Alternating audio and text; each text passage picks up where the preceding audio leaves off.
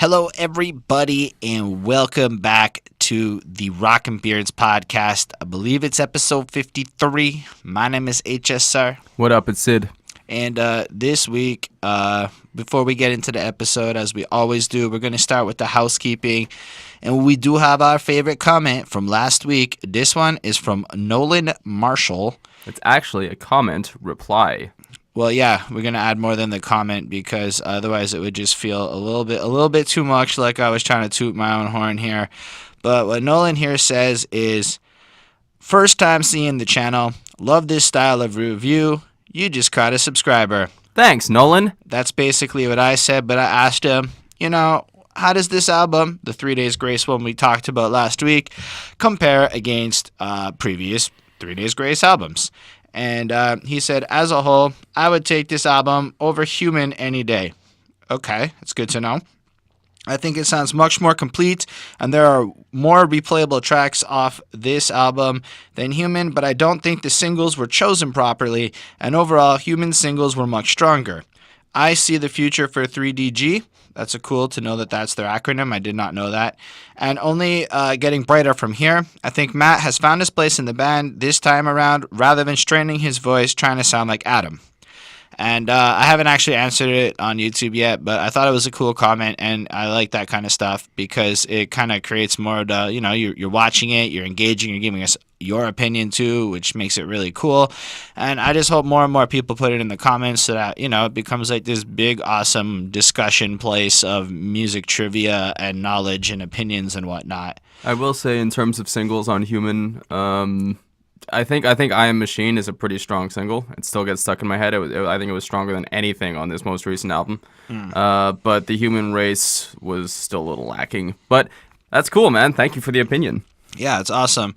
And we do have a request list in the description of this video, so we do go through all the comments to try to answer everybody, keeping track of the requests as they come in.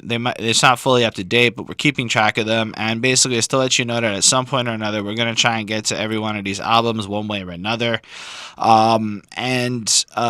Speaking of comments, we do have the Grind to 1,000 subscribers contest. We are in the high 800s now, and we are getting so close to that goal.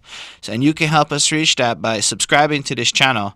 And then if you go one step further and you hit that like button, if you like it, of course, and you leave a comment, either liking us, hating us, commenting on the review, the like album, this one, anything really, you basically enter into our contest where first prize will be $100 of Amazon gift card. Sorry, it's a raffle.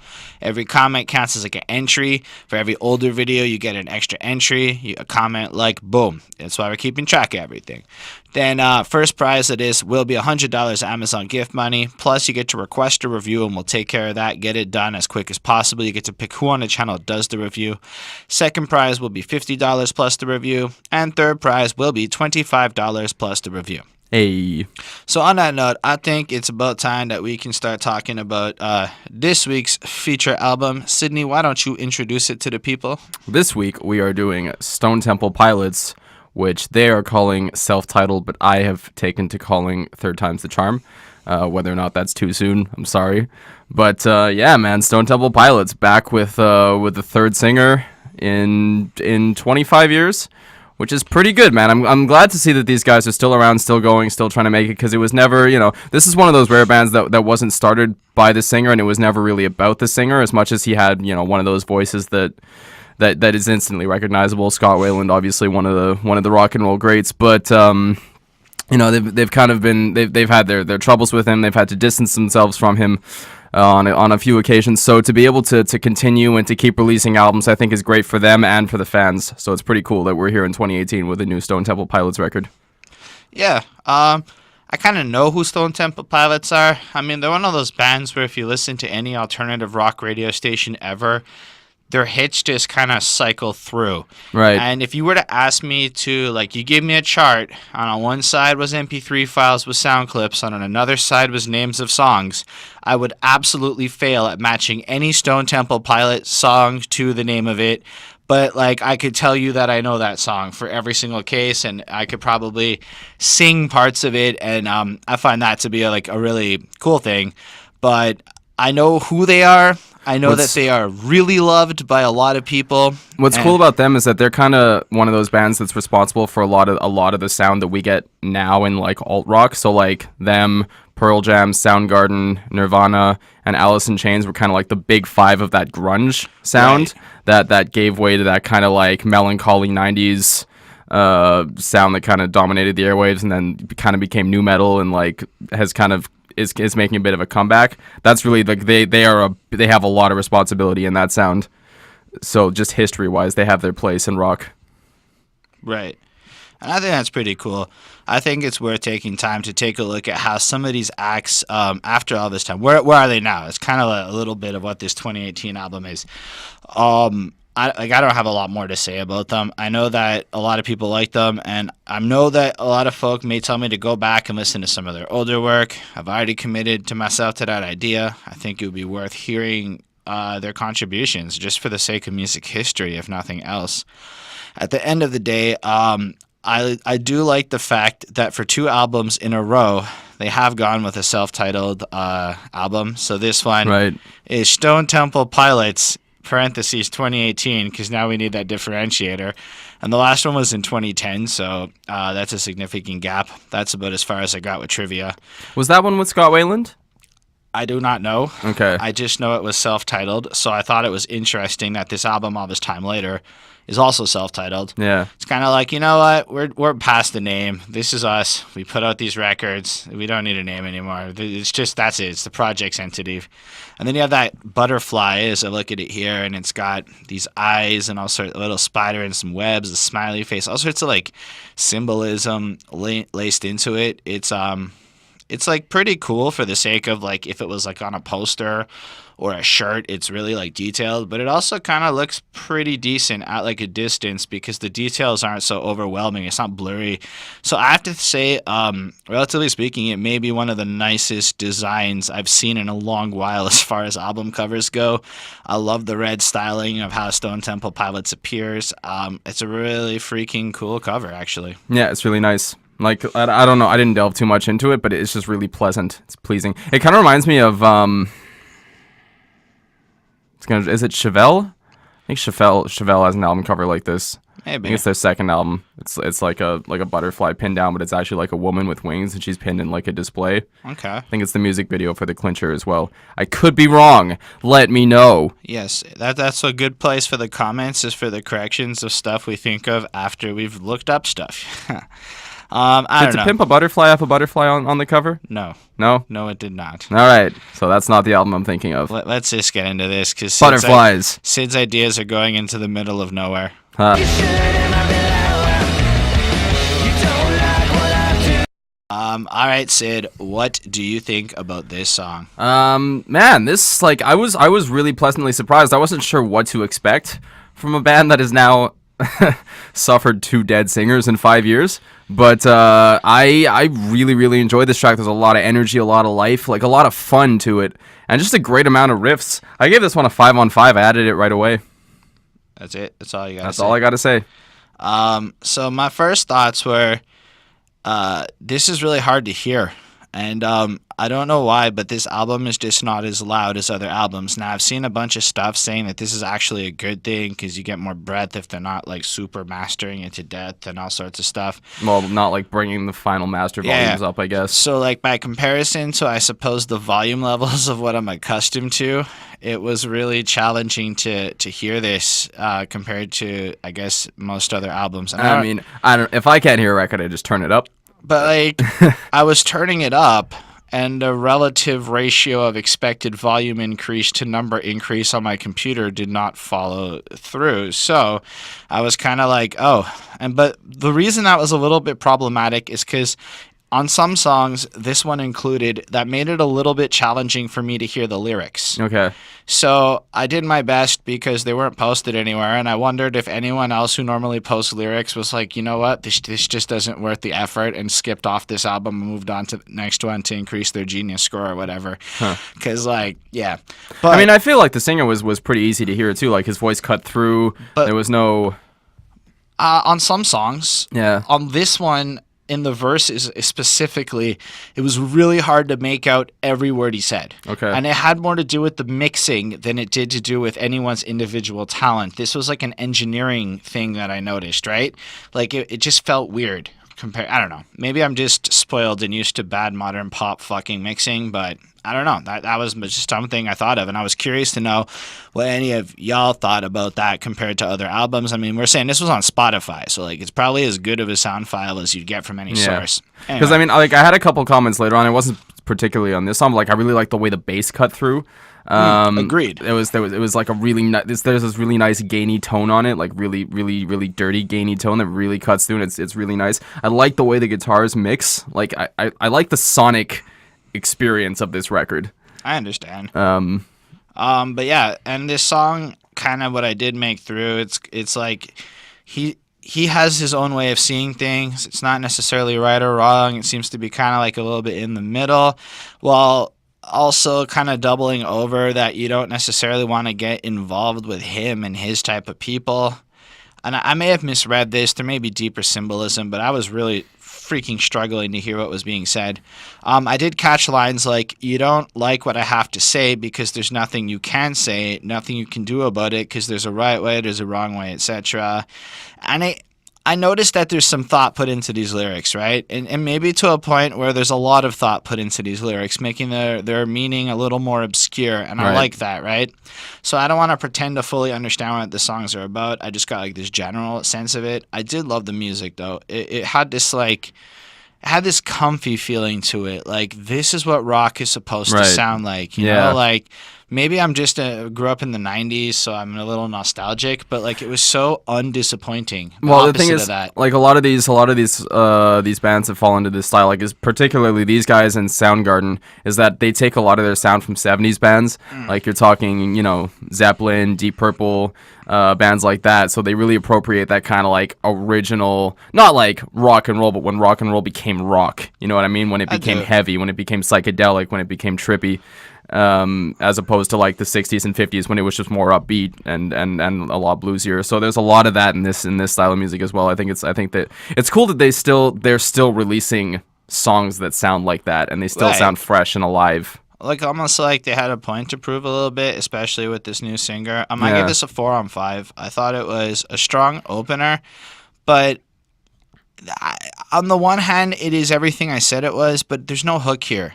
It's very much like... I felt like the guitar... No, but what I mean is like... So there's going to be... You like this sound, right? Right, and it was stuck in my head right away. You're absolutely drawn to it. In general, this like falls right into what I would picture Syd's favorite music, but it's not necessarily my go-to. So what I mean is this isn't flashy at all. This is kind of like if you already like it, you're going to love it, but it might like take an actual minute to have the overall feel of the album grow on you. So if you're like a little hesitant or something, this isn't the most catchy draw you into the album opener, in my opinion. I guess. On the other hand, it's still a solid song, and I really did enjoy the experience, so I'm giving it a 4, and y'all can just say I'm guilty or whatever.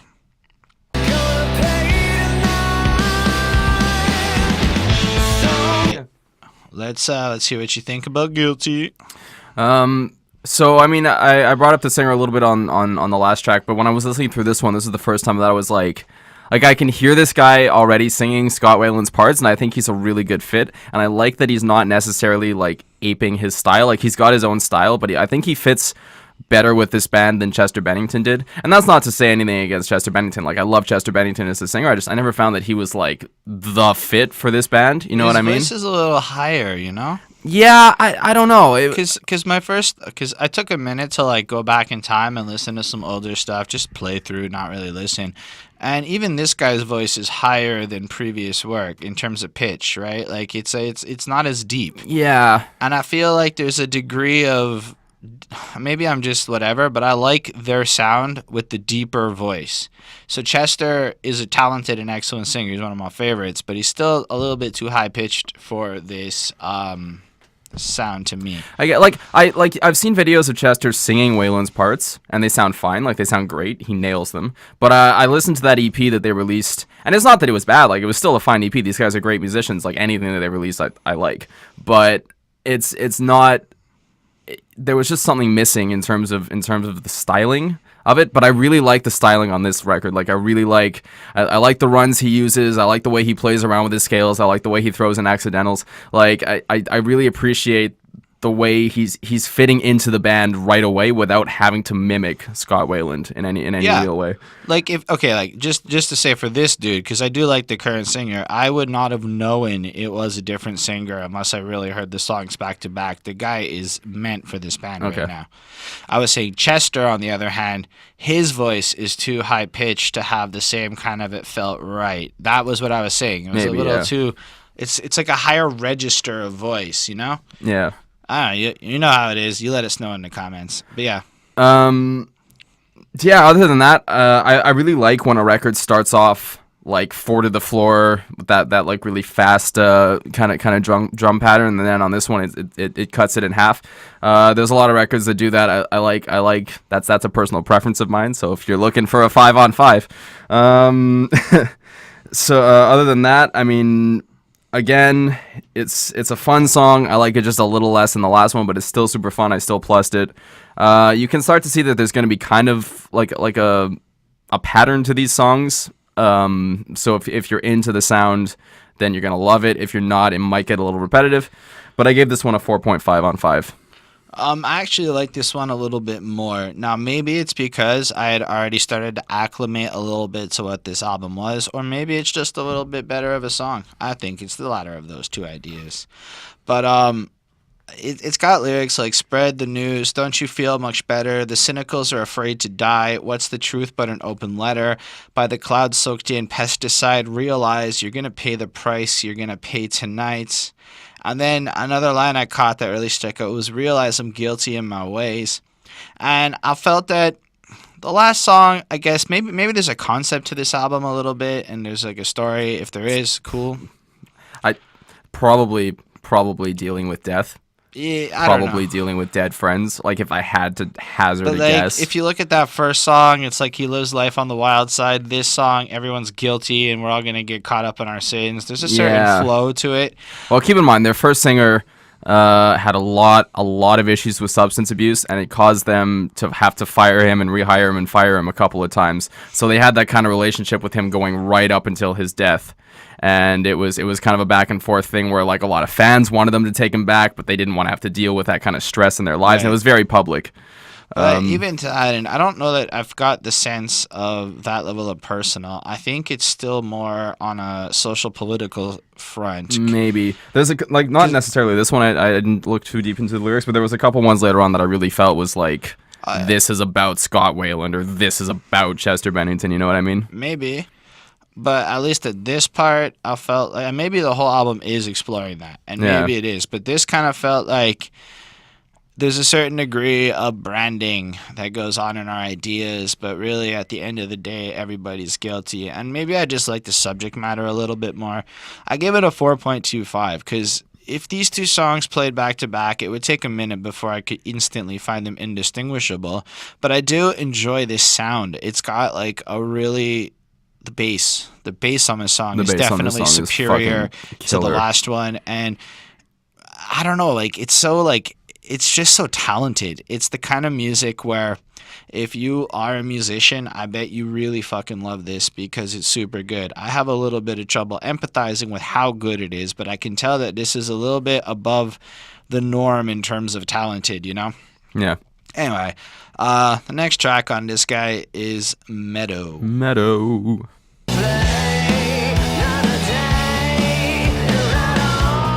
Yeah, we were talking off camera a little bit. This one really feels like the single, like right off the bat.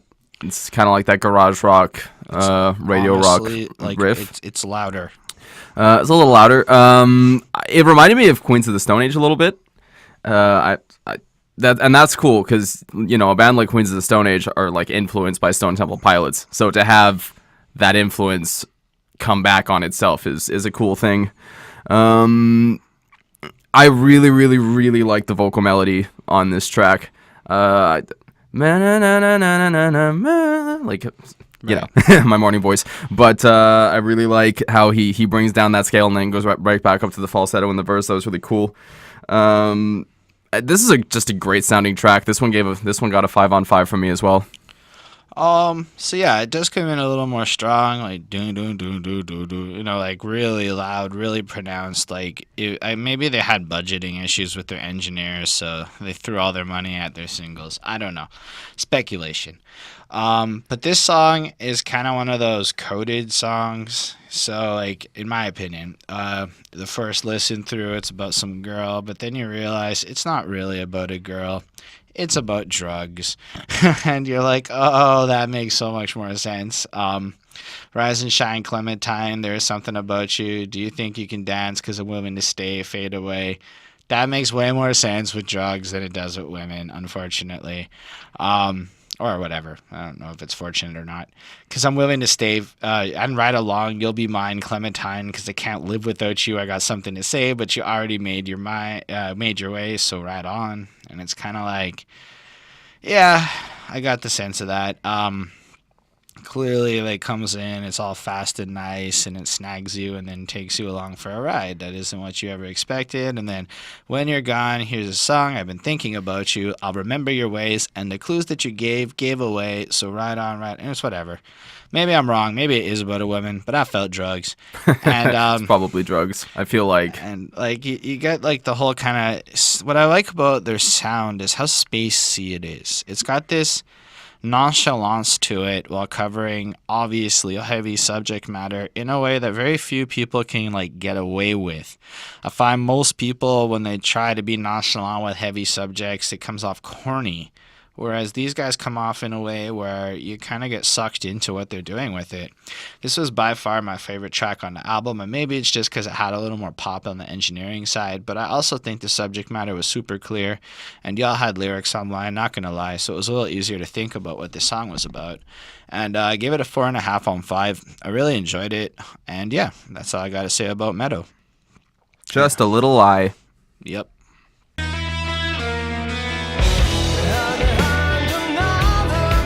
This one's a little slower, a little different. I love that fucking guitar lick, man. Like, my ears perked up right away when it started playing. It's fucking sweet. And then right at the end, like, it plays out with this solo, this beautiful, disgusting, atonal fucking masterpiece of a solo.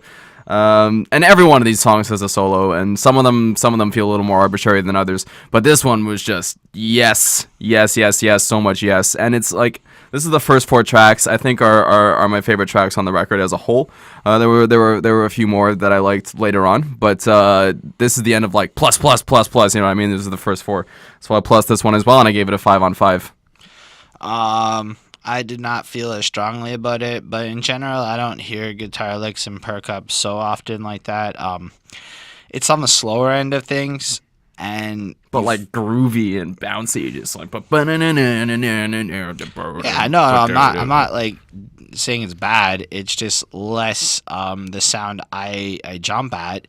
I do enjoy a faster paced music. I've always, kind of dug faster shit. So I appreciated the overall sound of this track. Lyrically, it was a little less interesting to me from what I could pick up. Stuff like I hope it comes out right. It's just a little hide behind another crime. Damn, it's so sweet. Shit like that. And it was like, I appreciate where y'all are coming from. And then I realized that this album's going to be a lot of this kind of tone lyrically, which is okay. I love the contrast between the words and the sounds. The sounds are all sweet, almost beautiful, melodic, hooking you in with this melancholy. But like kind of quirky, like. Yeah, and I guess that is what they do. It's a little bit of silliness. Think about like their sound and how I've heard it described. Yeah. So I feel like the goal is achieved here, but I don't know. If you're not really into rock, this one might be a little harder for, I think, people to swallow. Whereas the other ones were a little more upbeat, a little more easier to get into. Like, I mean, this definitely isn't a pop record. Which is cool. Yeah, no one was expecting a pop record from Stone Temple Pilots. But this is maybe what it sounds like to somebody who's not the hardcore fan. That's my role here. All I'm saying is the song is a 4 to me. It's one of those ones where you feel like it sounds like it's really well made. And maybe I'm just underappreciating it, and I'm certain somebody's going to call me a hater in the comments. But that's not the goal here. It's just this one will grow on me and won't be like, it's harder to like pick it up quick. And I think that's going to be like a common feeling I have on this album. I know that I will like this album more if I listen to it more. Yeah. And that's a little bit taken into consideration in my, this is for me. Because that's the thing that makes a great rock record, right? Is like you're not going to just get everything from the first listen. You have to come back. There's always going to be layers, the instrumentation, like there's going to be harmonies between the bass and the guitar. The vocal melodies are going to go all over. Like you're not going to get it all that first time. That's the difference between like a great pop record where everything is immediate and a great rock record where things are subtle. And on the other hand, I do think that there is an in-between that is even better than being one or the other. Because, I mean, say what you want. If I have to go back to the record so many times, unfortunately, in this modern era, it won't be appreciated. Yeah. So somewhere along the way, and I'm not saying that it is has unfortunate. But like we did 3 Days Grace last week, right? And it was like everything was just that's it. I'm not even feeling at all like I did. This album is like, to me, mounds and leaps above the 3 Days Grace in terms of quality, subject matter, every part of it. The only thing 3 Days Grace maybe had on it was they had a slightly more versatile sound. And that would be the only positive I would say, if you could say that. Whoa. I'm really consistent that this album more or less follows a very similar song pattern for all of it, while being so did 3 Days Grace. With more diverse variations. Whoa. When they branched away. Whatever. I'm not saying that like 3 Days Grace is better by any means. I am very much willing to say this is a stronger and more enjoyable experience, but it's a little bit like you have to really be in a mood, I think, for this particular album, and that might be the kind of band they are. I guess that's what I'm trying to convey. All right. Let's 6-8. Yeah, that's the next one.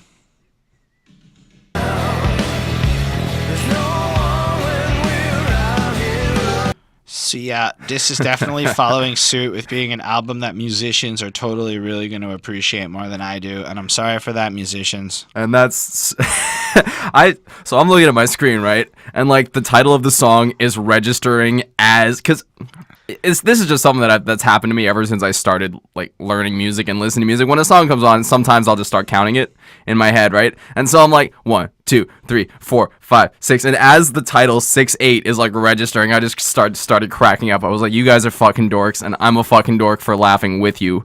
So I'm assuming the timing of this song is 6-8. Yeah, they titled their song the time signature of the song. It's like calling your song 4/4. Like I couldn't. I just started laughing. Stone Temple Pilots, I'm with you. I know a lot of people aren't going to be with you, but I found that hilarious. It's a cute little joke. Other than that, it's a fine song. I felt like the joke was more enjoyable in the song, and it's not that I didn't enjoy the song, but I felt like it was a little more by the numbers, a little more radio rock. I like the chorus, but this one is a little more indistinguishable. Like a cut above, but still like a little more indistinguishable. So I gave it a 4.5 on 5. But god damn, you got a laugh out of me. Yeah, so this has some pain in it. You can totally feel the angst. And I don't mean angst in like the teenage angst way. I mean a more the literal definition of actual genuine pain and angst. And I thought that was really cool. Because when you can express that well, that's, I guess, a really genuine and powerful use of music for people to relate to and shit. It's got lines like, there's nobody to carry us now, there's nobody, we're out here all alone, it's all fighting and violence now that we've made it this far on our own. And I get the feeling that they're just kind of following through with the ideas of we're stuck with this mess, accountability. I guess they feel like they don't relate to a lot of people. I don't want to sound like this is some generic shit, but some generic shit lyrically. Well written, though. I'm not saying it's poor poetry. It's like excellent poetry of subject matter that I am quickly getting bored of as I go through this record. And unfortunately, because they're not necessarily writing it in the most creative way. And that's my opinion, but I don't feel like it's like it's not relatable enough. It's touching on stuff without really going into it or something. That was kind of the impression I got. I gave it a 4.1. I felt it was, again, really like great to listen to from a musical perspective, but from like a song perspective, they're not as interesting to me as I'm supposed to feel, which is kind of why I feel like maybe musicians who understand the technical prowess of why it's great, they're like all over it, and I totally can see that. And I mean, but for like- me, I'm looking at it like it's not about pop or not. I understand enough about the basic music theory, but this is flossing.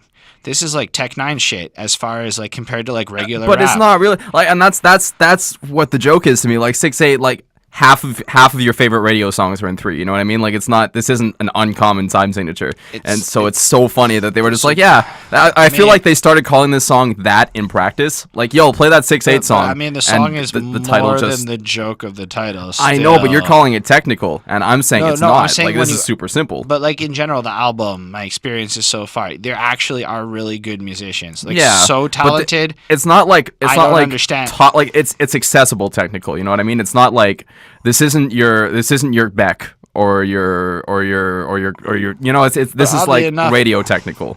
Like, it's not the kind of stuff that's gonna leave people going, huh? Like, No. you know, But it's the it's kind of simple stuff, melodies, it's but it's accessible the kind of melodies. stuff that like sounds like it's not proper to anyone who doesn't understand why it's proper. That's a I don't better know way what to that put means, it. but So what I mean is, you are raving about this like it's super awesome, and I'm not seeing it. I guess I don't know if that's because it's too technical for you. Like, I think it's because like a lot of you've enjoyed stuff that's much more intricate than this. yeah, and because I saw it and it was done in a way that I thought was really well done. This to me sounds like maybe I'm missing why it's so awesome that Maybe. you're feeling, and that's kind of maybe why I'm saying this, because I just thought it was good, but this didn't break the walls or anything. It was like a 4.1. It was a little bit better than a good song. It's got a little bit more charm to it, but so far none of this is stuff where it's like I feel myself any kind of draw to go back to. Well, I thought she'd be mine. That's okay.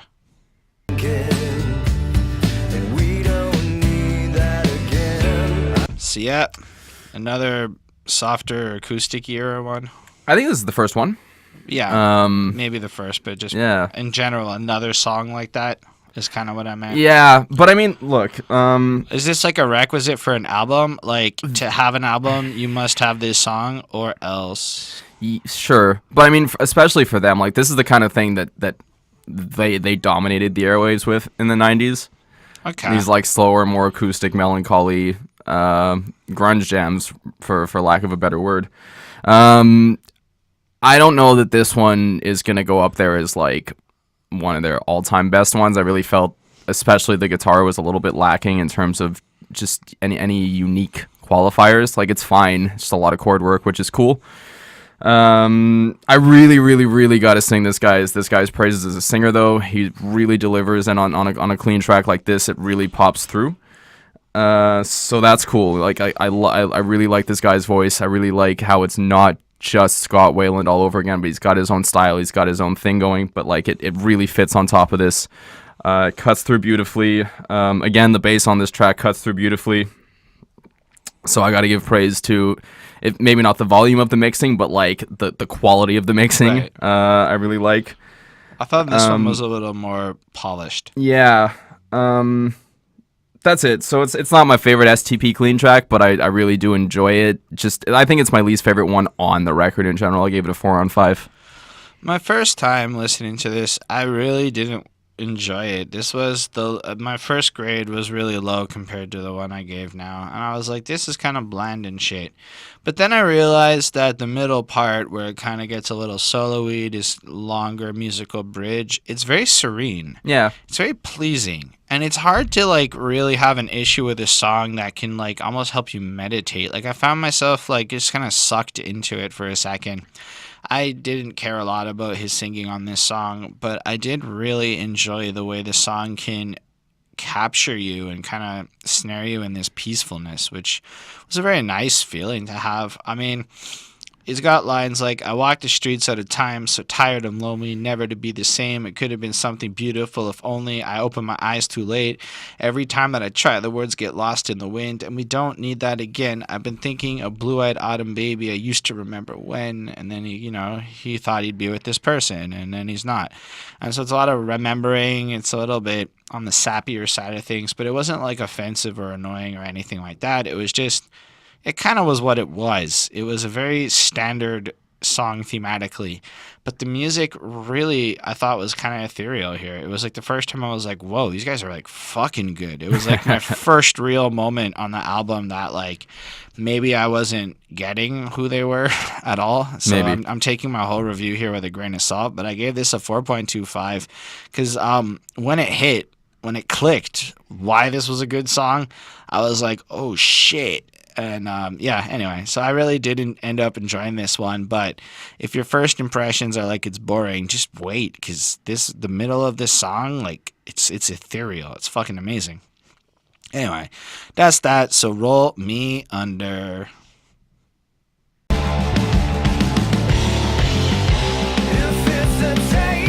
Yeah, man, this song is heavy as shit. Fucking love the groove in the verse here. It's like this isn't something that you hear on the radio every day. You know what I mean? Like it's got a cool, really unique groove to it. It's got a great fucking bass tone helping push that guitar tone through, like a lot of gain, just that sweet gain. Those harmonies in the bridge part, like really Alice in Chains, that minor third harmony on the vocals that make you feel kind of cold, like a heroin addiction. So yeah, man, I like this song a lot. A lot of energy. Got really heavy, that classic like early 90s alt rock grunge sound again, but like it's still sounding fresh, still sounding alive. So I gave this one a 4.5 on 5. That's fair. It was lyrically repetitious, but like in a sense where like he has the first verse thingy, then the chorus, then the first verse, then the chorus again, and then the chorus again and shit, and it's kind of whatever. Yeah. I mean, look, there's a structure to this record. Like, there's a structure to these songs. Verse, chorus, solo. This one was more lyrically repetitive than some of the others in it, but it also had more words than other ones, so that was part of it. Like, do you believe in something beautiful between chaos and the life? You gave it all for something you want, so the truth be told, you lie. I really enjoyed that. So it's like you traded everything for something you want. Guess what? That makes you a liar, motherfucker. Yeah. And that was well said. It's the taste you remember. You may not share in the sweet in life. Yeah, we can live forever. If there's a time we can get it right, you're gonna get this lostness in him again. And I'm fine with that. I'm not trying to say there's too much lostness on this record. It was just kind of that's also what this song's about. Roll me under, I'll put the trigger for you. Do with me what you will. Roll me under, the water running over. Do with me what you will. He just sounds so passive. Kind of reminds me of like Billy Talent lyrics when you lay them out like that. And then try honesty, hop in your dump truck. Yeah. And are you receiving nothing once again? There are shameful words once been done. It screams so loud I can't begin, and you're always on the run. I mean, the one criticism I can say is there's no real ownership in this guy's life. If you were to take these lyrics at fact, everything is very passive, which is fair. It's not like a negative thing per se. It's just a noticeable thing. So I think it might have been a choice by the band though too, because keep in mind this is a new singer that's coming in after two giants have fronted this band, right? Two giants who died after very public kind of personal meltdowns. But and I think that there was probably a choice not to have this guy's personal struggles be at the forefront of this record and kind of like keep that on the back burner, make it kind of not necessarily a neutral record, but more of a reflective record. I think that might have been a choice. Unfair, but it does sound like it's his story and his personal stuff, but it also kind of sounds passive. It's more like their story. Like I don't even know if he's the one writing these lyrics. You know what I mean? It might have been the two brothers who are the founding members of the band. They might have written a lot of the lyrics on this thing too. Maybe, or had creative. Yeah. That's all good and fine. I like the way it progresses. As much as it does have repetition, it doesn't really get boring. I gave it a 4.25. It's a solid jam. Yeah. But it's never enough. I'm always running in and out. I all of a sudden I was like, damn, when did I start listening to a ZZ Top record? It's that super bluesy like like ZZ Top, Thin Lizzy, that kind of like 70s hard rock blues sound, which I fucking dig. I'm really happy they threw this left field curve onto this record. I thought that was a very cool stylistic choice. I really like how the chorus gets really flowery too, just to like add extra nuance to that. I didn't write down any lyrics specifically, but this one felt just like oozing with sarcasm, which I really enjoyed too. I feel like a good hard rock blues jam needs that lyrically, and I really felt like they hit that nail on that head. So I gave the song a 4.25 on 5. Yeah, it was bluesy, and I personally didn't like the stylistic choice as much because I'm not as big of a fan of the blues, but it was nice to have that breath of fresh air on this album a little bit, just to like change it up a bit. It was also really well mixed, really like well put together. It was definitely one where they tried a little harder there. And lyrically, you're right, it's pretty fucking solid in terms of calling out some shit that they're not a big fan of. Like earlier on in the track, it's got stuff like you're all bark but no bite. It's all right, you'll live a little. It's okay, you're on fire, you have style. It's just a little wild. No, it's never enough. You hide it away where no one can touch. Yeah. And it's kind of looking at like people who I suppose pump themselves up with this and that and pretend like they're actually living, but they're not and stuff. But then later on in the song, it flows into stuff like, now you tell me that you can do better, but we both know you can't because you'll never put away your anarchy, because now we both know that you're no good for me. So you get the sense that as the record goes on, they're starting, and I guess it is about distancing themselves from maybe some of these types of personalities. Maybe that is the point of this record, is to say, in a very deliberate way, we were surrounded by this type of toxic shit, and now we understand that this is no longer what it needs to be, and this, like, that, the next thing. I appreciate the sense of, like, you have to grow up at some point on this record, because I feel like a lot of rock bands too, a lot of rock singers get kind of stuck in this, like, fight the system, fight the man, fight everything, but then where do you go type of thing, and they never really get to grow up and like join society. They're kind of like always on the outside of it. And I really appreciate this kind of message of like at some point, you know, you kind of got to take the good with the bad if you want to really live your life and not just kind of rage against society aimlessly and you know, whatever. Anyway, too personal, taking it back. That's cool. Yeah, so I dug the track. I thought it was well made, but I guess we can move on to The Art of Letting Go. Yeah. I'm always running in and out. This one was interesting. This one was serene. Man, I like this one. I got shivers on this one. I really, really, really... I'm not sure if it was about like suicide or just kind of about escaping a bad environment, but I really, really appreciated the emotion, both lyrically and instrumentally. Again, songs like this are the reason that they dominated the airwaves in the 90s, and it's nice to see they really haven't lost that touch to write sensitive material that's really universal. And that fucking jazzy-ass solo that leads the song out is just it's too much, man. It's too good. It's too good. I gave this one a 5 on 5. It went right on my playlist right away. That's fair. I actually really enjoyed this song. I thought there was something to it. I mean, even the title, without hearing any of the other words, the song conveys the idea of letting go. Yeah. I took it more like letting go of emotional circumstances and stuff. Like, of all the places I've gone, all the faces I've known, they never seem to feel like home, and now it's time for letting go. Or the art of letting go, I may be setting myself up to have to walk the streets alone for letting go.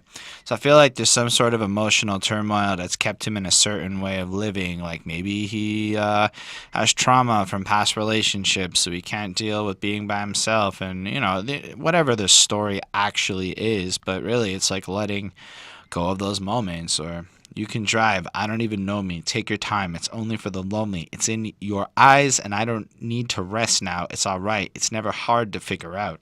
Yeah. And you get the sense of real growth, like real, like something like you went through this old melancholy album experience, but now the tone of this record has shifted. So while I did say earlier in this review that there was a sense of similarity to the sound and style, I do believe that the emotional tone of the record actually progresses in a really interesting way to convey a certain story. Yeah, like it's not static. But it is similar. So that's what I'm trying to say. Like, I don't know. You guys can let me know what you think in the comments. But I like even Find the Time. We don't need a repeat. Keep in mind, we're moving to a new beat. Arise and Tide. Oh, there is the feeling. I'm so tired, but only when I'm breathing. It's so heavy. It's so like dark almost, but it's one of the most beautiful tracks I've heard all year. It's really so well put together. This time, I don't think Syd's exaggerating in the least as he's going on about this. I give this one a 5. This is a song to listen to, even if you couldn't care less about the rest of the project. You could say that this song was their finest hour.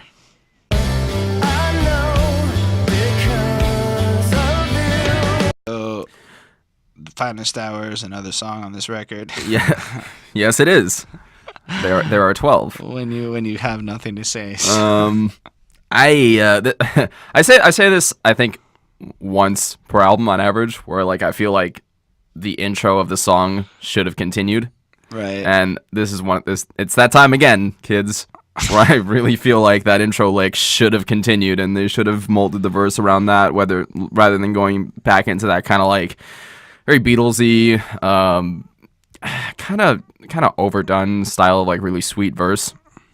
I had a couple of gripes with this one in general. I really didn't feel like they needed these two slow songs back to back necessarily. I felt like this one might have been better received if it was a little earlier on the record. I don't think that it needed to be taken out outright, because I think it has its place in terms of, I don't know who this was a tribute to, whether it was a tribute to one of their singers or a tribute to a friend that they had, but it feels like it's a tribute to someone. And I like it for that. Like, it felt honest, but in terms of the music, there was nothing that really grabbed me. I still felt it was a cut above a lot of what you hear on the radio, but just a cut above, you know what I mean? So I gave it a 4.25 on 5. I felt it was a little harder to get into this song after the last one, and it might just be because it was after the last one. Yeah. The lyrics were hard to hear, or maybe I just had trouble caring enough to put the effort into hearing them. But under the pressure, you will learn to love or run or both. I'm not really sure. But like, the song has this great feel to it. Like, it's trying to be very triumphant in a sense, but I get the sense that like it's trying to like follow on in this distancing of other people, more reflective. Like, maybe it is about their fallen comrades and kind of like reflecting on how they didn't achieve what they were trying to, or something to that effect. Or maybe they do. Maybe it's a different universe where it happened. I got that sense of what the song was, but my interest in it wasn't quite as high as I would have hoped for, honestly. So I apologize for not having as much to say here. I gave it a 4. I could tell it was well made, but if I never heard it again, I'd be totally fine with that too. So that's that. I mean, look, The Art of Letting Go is a fucking masterpiece, and it kind of adds context to the rest of the album. It's like it set like a standard for what they could do. And then I was like, oh, this isn't as good. Not to say it's bad, because it is a cut above radio, and I'd say it's definitely better than 3 Days Grace, to make sure that's clear. Oh, yeah. But still, oh, yeah. I actually really much prefer Good Shoes.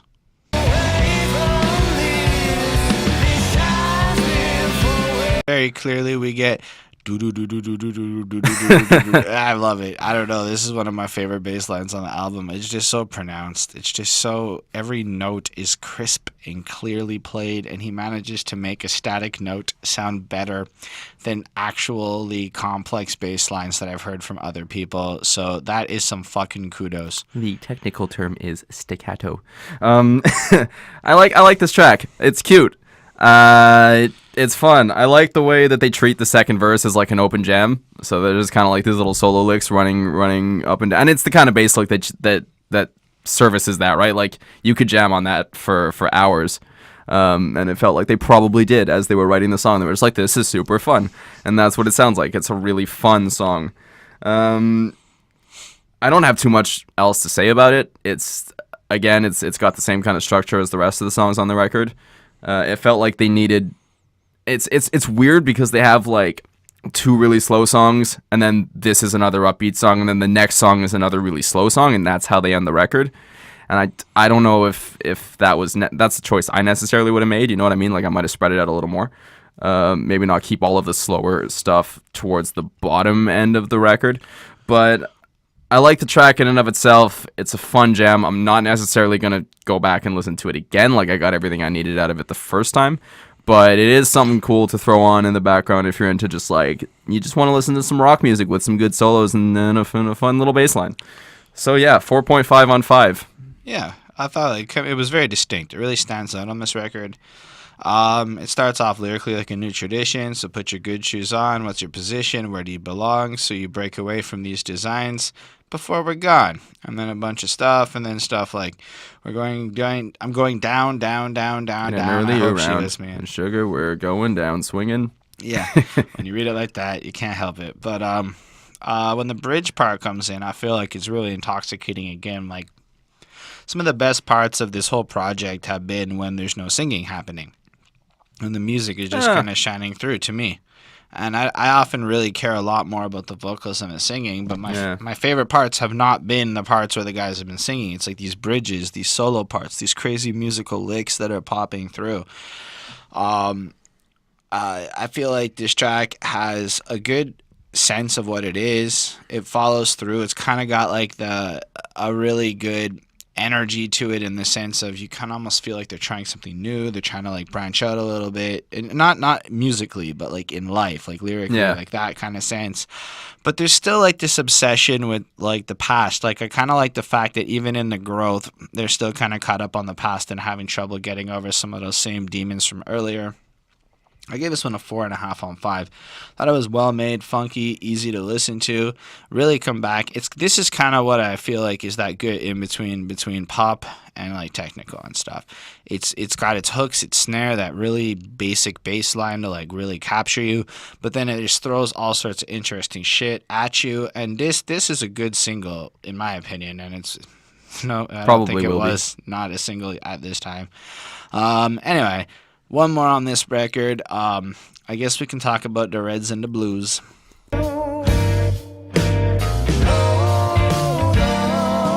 Reflective stuff. Yeah, I don't know. I kind of felt like this song was like an afterthought. Like, it was cool, and it was well put together. It was well written, well composed.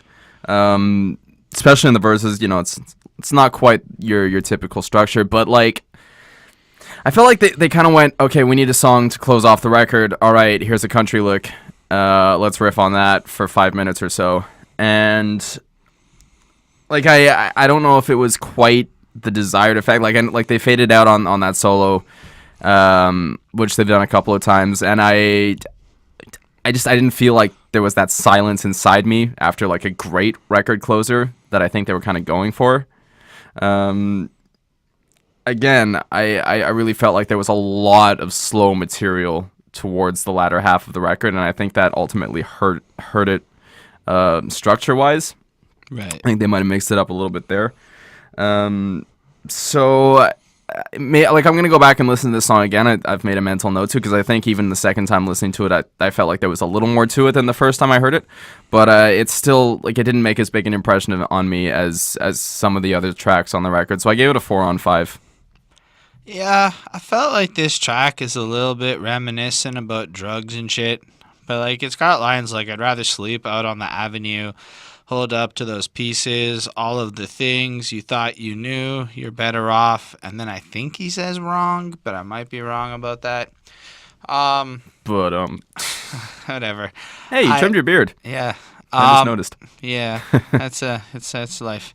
But basically, this track kind of, it felt like maybe it was commenting on the experiences they've been through as a band and thinking back on some of those days or whatever. But it really had this sense of like, I mean, right at the beginning about like how perception, everything turns blue, things like that. And then it just kind of does go into this musical thing. And I just, like, the song ends, and then, because I was on Spotify, old Stone Temple Pilots would play every single time. Right. I just wouldn't even realize the song was ending. Like, it didn't have any sense of closure or finality. It just kind of went on for a while, and then it was like a minute or two longer than I was enjoying. And like, maybe that's the thing, right? Like, life goes on. That's their point. But at the same time, honestly, it was just kind of a bit of like a letdown. I felt like the second half of this album was generally stronger than the first half. But this last song was not the bang. It was not the dramatic ending. It was not the closer. It was just a song. Yeah. A throwback, a reminiscing of something. I gave it a 4 because like it's undeniably well written, but odd to end the album on, in my opinion. I don't know. I guess that's about it. For the album, I gave it a 4.25. I do think it's worth noting that whoever the label is, if it was self-produced, I don't know, I didn't look that up. Why on earth would you make a Best Buy exclusive deal for 2 bonus tracks? It's got to be a shitty idea in 2018 to team up with a retail giant to sell what? Physical copies of your disc? Does Best Buy sell digital music now? Is that a move they're making? Probably. I think you can buy digital music online from Best Buy. Which is fine. But really, like, what an odd choice is all I'm trying to say. Like, I looked at it and it almost made me not want to listen to the songs just because I saw Best Buy exclusive next to them. And I'm like, what?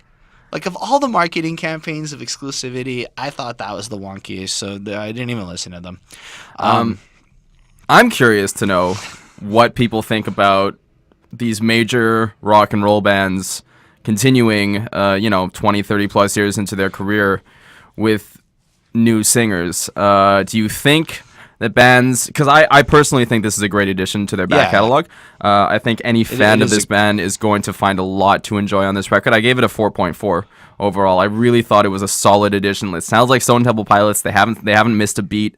They haven't started recycling their old ideas too much. It still sounds alive. It still sounds like they're having fun making music, which is big when you consider their history, that they can still have fun doing this in this band. And I think that their singer is the only member they've ever replaced. I could be wrong. They might have replaced the drummer too, but I think all of the other members are still original members, which is also big. Because you consider of these bands, like, right, Nirvana, gone. Soundgarden, gone. Alice in Chains, still around, but with another singer. And now Stone Temple Pilots, still around, but on their third singer. I'm just curious to know what people think if they can maybe branch out, start playing music, because I know they've done side projects. They've had Army of Anyone, Right. Other side projects, but I'm curious to know if people think it's still worth it for them to be releasing music under this banner. Should they maybe branch out into other areas, start doing stuff that's a little more modern? I mean, I definitely think there's a money move behind it in light of that Best Buy thing. So Sure. to some degree, there's a desire to capitalize this project. But I really did enjoy it. I mean, I gave it a 4.25, primarily because it's not my biggest sound. So it's hard for me to go, this is amazing. But I do like their older work, of the energy there more than this. And it's not the singer's fault. It's not at all. He's a great singer. It is more the overall feel of this album is a bit of an acquired taste, is something I guess is a Fair safe enough. thing to say. I enjoyed the project. It was totally whatever. I think that bands should continue with a new singer if they feel that's what they should do. And fans in general have the worst expectations, is something I've come to see. If you go just for the fun of it, look up what the blonde guy on Sherlock has to say about why he doesn't want to do Sherlock season 5 on fan expectations. And if you look at Rick and Morty and how their fandom has kind of ruined the future of this show, unfortunately, and not ruined it, but really hurt the future of this show, and all sorts of stuff like this. Fandoms and fans in general tend to put really crazy expectations on the creators, where in a degree, quality is important. But what I like about this album is I don't think they give a fuck. No, I don't think they give a fuck. And this, again, they've had some. I'm sorry to keep bringing it up, but they've had some crazy shit happen to them. And it's cool that they can kind of move through that and just kind of put on blinders and still put out what I personally think is a really, really, really solid record. I agree. So yeah, I think that. But I'm not curious. Maybe I'm not curious to hear you say they shouldn't put out a record, but I'm curious to hear what you think about them continuing on singer after singer after singer, kind of like Black Sabbath did, right? Like Ozzy left, or Dio if you left, and people think that Black Sabbath. It's kind of like a decision somebody like Linkin Park has to make, right? But I think that they're going to. Like, I think they've already kind of said that. They've more or less said that, whether or not they actually replace Chester. But so like AC/DC is continuing on with Axl Rose now, right? So it's so. I didn't know that. You didn't know that? No. AC/DC is recording and releasing an album with fucking Axl Rose, Whatever. who is now, I don't care what you say, he is now fronted Guns N' Roses and AC/DC. He is the de facto king of rock and roll. Deal with it. Sure. I have zero opinion on that subject. But yeah, just curious. I think they should. I think it's great that they are, and I love this record. But I could see how it could be a strange thing for people to have to accept. You know what I mean? Especially folk who have been with them since the 90s. Yeah. Anyhow, thank you all for watching. For those of you who have been with them since the 90s, I especially look forward to your comments, good or bad. And if you do comment, subscribe to the channel, like the video, you enter in the contest, which is always fun. And we do really care about what you think. Thank you for being with us. It's super awesome. And have yourselves a wonderful week.